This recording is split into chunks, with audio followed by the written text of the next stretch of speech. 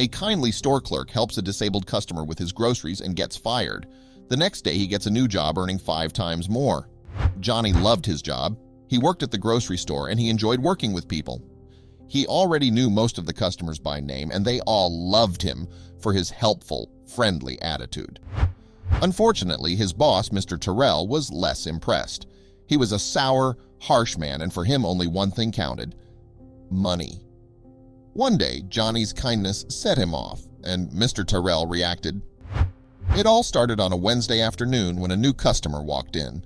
The man was hobbling on crutches, and his pinned-up pants leg revealed he'd lost a limb. Johnny saw that the man was struggling with his crutches, the shopping cart, and getting what he wanted off the shelves. He rang up the other customers' groceries and kept an eye on the disabled man. 20 minutes later, the man was in line in front of Johnny's till. "Hi," Johnny said to the man with a smile. "How are you doing?" "I'm all right," the man said. Johnny nodded at the man's crutches and asked, "Are you a veteran?" "Yes," the man said. "Middle East. I have a prosthetic, but my stump is ulcerated, so I need to use these crutches for a couple of months." "Man," Johnny winced. "That's tough." "Listen," the man said, "I'm better off than a lot of the other guys I serve with. I'm not complaining." Johnny packed the man's groceries into 2 bags and watched as he struggled to get a grip on the 2 bags and the crutches. "Hold on," he cried. Johnny turned to the other customers. "Would you wait a few minutes, please?" Johnny grabbed the man's shopping bags and followed him into the parking lot. There, Johnny placed the man's shopping in his trunk and said his goodbyes. When he walked back into the store, he saw Mr. Tyrrell standing by Johnny's till, his arms crossed and looking very angry. "Where were you?" he asked angrily. "The customers are waiting." "Sorry, Mr. Tyrrell," Johnny said. "There was this gentleman with only 1 leg, and he couldn't carry his groceries." One of the customers in line broke in before Mr. Tyrrell could respond. "This young man was very kind," he said. "I didn't mind waiting." The other customers agreed, and Mr. Tyrrell smiled, but his eyes were ice cold. At closing time, he called Johnny into his office and held out a pink slip and a check. "I don't care what those other fools say.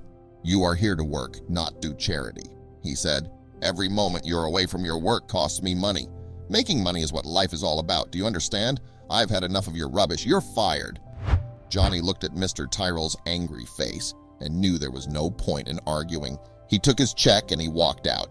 He had to start looking for a job straight away. His mom depended on him.